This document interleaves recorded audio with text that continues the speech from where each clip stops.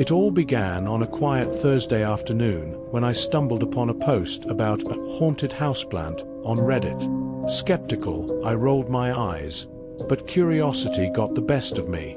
I decided to buy a monstera, thinking a little greenery would brighten my apartment. Just a harmless plant, I told myself as I brought it home.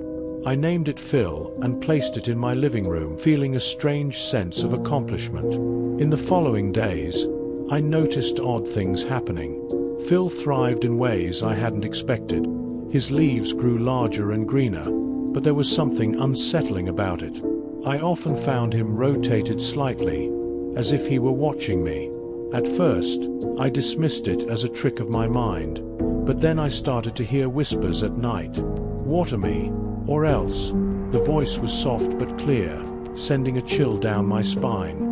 I woke up drenched in sweat, questioning my sanity.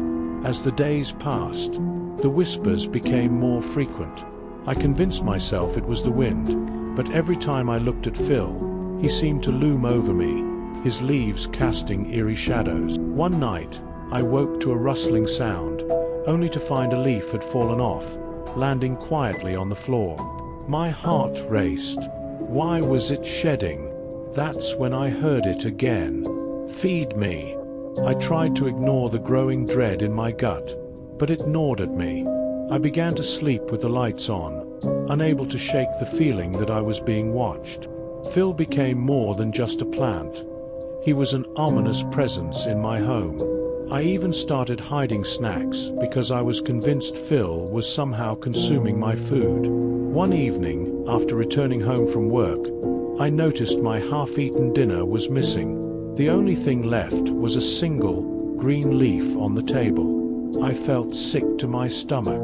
Determined to confront whatever dark energy had taken hold of my plant, I stood before Phil one night. "What do you want from me?" I demanded, my voice trembling. "You're just a plant." As if in response, a gust of wind surged through the room, and the lights flickered ominously. Phil's leaves rustled violently, and the whispers intensified, becoming a chorus of ghostly voices. "You belong to us now."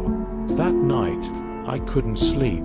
I felt an overwhelming sense of dread. The next morning, I found a note on my kitchen counter that hadn't been there before.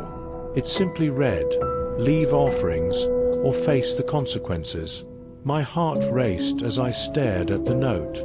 I thought about getting rid of Phil, but every time I tried to move him, it was as if something unseen held him in place. I felt trapped in my own home, and the walls seemed to close in around me. The whispers grew louder, echoing through my dreams, taunting me. "Feed me, or else." I could no longer dismiss them as mere figments of my imagination. I found myself drawn to the plant, unable to resist its sinister allure. I started leaving food at its base. Fruits, bread, anything I could find. Each time, it felt as if Phil was growing stronger, feeding off my fear. Days turned into a blur of sleepless nights and creeping terror.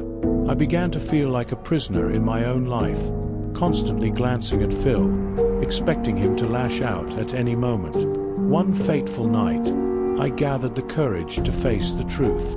I confronted Phil again. "I'm done with this. You can't control me." My voice shook, but I was determined. As if in retaliation, the room grew cold, and I heard a deafening screech echo through the darkness.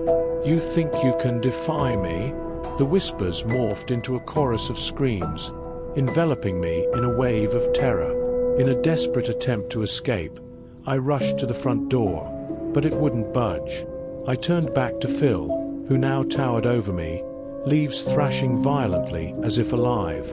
"You will pay for your defiance," the voices roared, echoing in my head. Suddenly, I felt a sharp pain in my arm.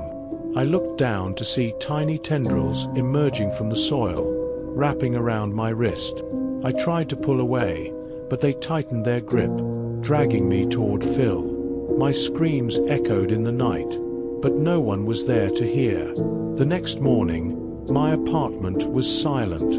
Phil stood in the corner, perfectly still, as if nothing had happened. My friends knocked on the door, but I could no longer respond. The last thing I heard before everything faded was the haunting whisper, "You belong to me now." And that, my friends, is how I learned that sometimes the things we bring into our homes can have consequences we never anticipated.